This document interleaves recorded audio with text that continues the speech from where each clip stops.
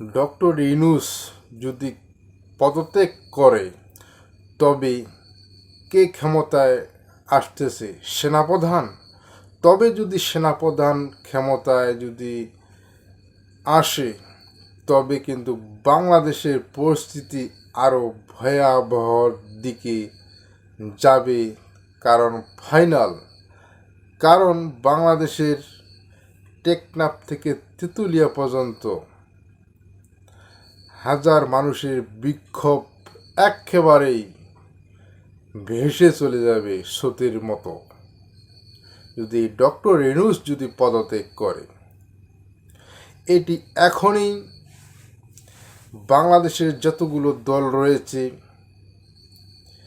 এক জায়গায় বসে সমাধান করে ডক্টর ইউনূসকে যেন পদত্যাগ না করে সে বিষয়ে যেন সিদ্ধান্ত নেয় এই বাংলাদেশের যতগুলো দল রয়েছে। বিএনপি টেকনাফ থেকে তেঁতুলিয়া পর্যন্ত তাদের একটি সমুদ্র মতন দল রয়েছে এবং জামাত রয়েছে এবং এনসিপি আছে, আরও অন্য অন্য দল রয়েছে। তাদের এখনই যদি এক জায়গায় যদি বসে তারা যদি সমাধান যদি আনতে না পারে তবে বাংলাদেশের আবারও ভয়াবহ সমস্যা রয়েছে। কারণ এই ডক্টর ইউনূসের হাত থেকে যদি ক্ষমতাটা অন্য কারো যদি চলে যায় পক্ষে, সেই আওয়ামী লীগের দোসরের পক্ষে যদি চলে যায় তবে কিন্তু বাংলাদেশের এই ছাত্র জনতা, সাধারণ মানুষের জনতা, যে লাখো লাখো মানুষের ঢল সেই ঢাকা শহরে হয়েছিল, সেই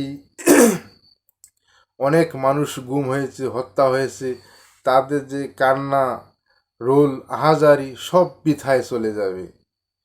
তবেই এই মুহূর্তে যে বিএনপির এই ঢাকা শহরে ইশরাকের মেয়রের বিষয়ে যে ঢাকা শহর অচল হয়েছে, তাদের বিষয়ে যে দুটি উপদেষ্টাকে পদত্যাগ করতে হবে, এই ছাত্র উপদেষ্টাদেরকে পদত্যাগ করতে হবে, এটি যদি তাদের স্বেচ্ছায় তারা যদি পদত্যাগ করে আমার মনে হয় দেশের জন্য ভালো, তাদের জন্যও ভালো। কারণ যেহেতু বিএনপি একটি বিশাল ধরনের দল, তবে এটি পদত্যাগ করলেই সাধারণ মানুষ এবং একটি সুন্দর নির্বাচন হবে। নির্বাচন অবস্থায় তাদের কোনো কথাবার্তা হবে না। বিএনপি এটি তাদের আশা।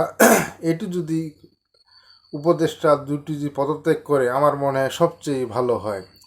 কারণ এই ডক্টর ইউনূস সরকার অবস্থায় একটি সুস্থ নির্বাচন দিয়ে এখান থেকে সরে যাবে, তবেই এই বাংলাদেশের মানুষের সুন্দর একটি গণতন্ত্র দেশ ফিরে পাবে।